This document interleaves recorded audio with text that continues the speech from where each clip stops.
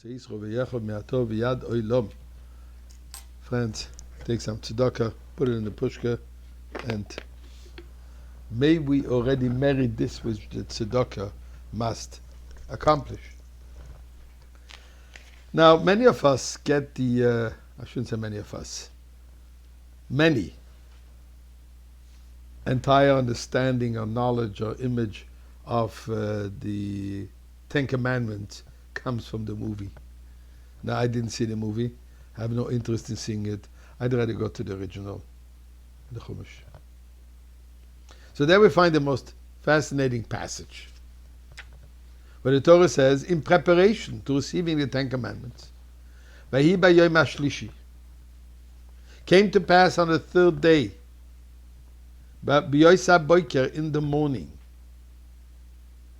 when they were getting ready to receive the Torah, the Ten Commandments. Vahi koiloi suvrokim v'onon koved al hohor.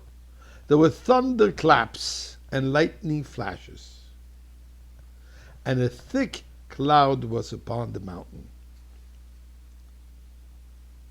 V'kol shofar chazak ma'od, and a very powerful blast of a shofar. V'yechad kol ha'am asher b'machaneh, and the entire nation that was in the camp shuddered. What's the purpose of this drama? What's the purpose of this thunder, lightning, sound effects, different light colors? Usually we look at it and we explain it in terms of to instill some fear in the people. There's going to be such a momentous event.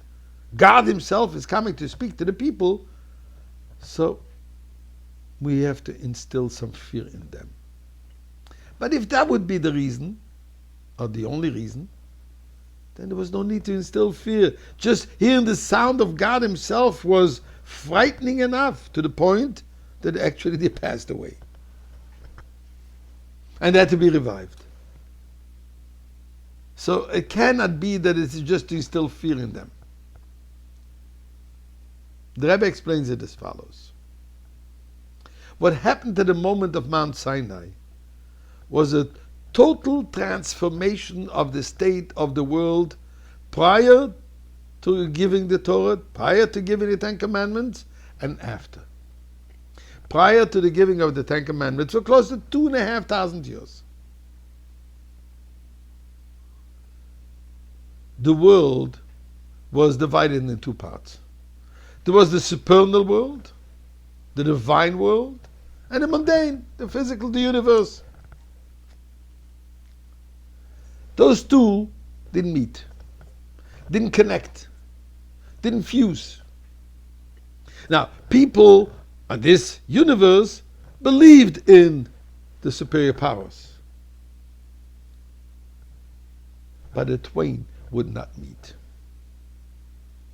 Came the moment of Mount Sinai, where God descended on the mountain, and now God fused with the mountain. And there's a new reality in this universe.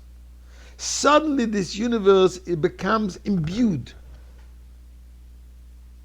Suddenly this universe becomes permeated with the reality that this whole world is actually God, godliness. That the physical matter possesses in it the godly reality that was unknown to before. So this new consciousness, this new reality, with such a tremendous transformation, created a huge sound, created thunders. We hear powerful noises of excitement, so to say. When it's something novel, suddenly everybody gets excited, starts screaming. So this wasn't just a physical sound that was heard. There was a divine spiritual sound that was heard in all the the entire universe, I should say, that what? The world has now been transformed. We can now take a piece of parchment and make it into the holiest object, a Torah, a mezuzah, tefillin. This was totally novel. And that was the sound. The lightning.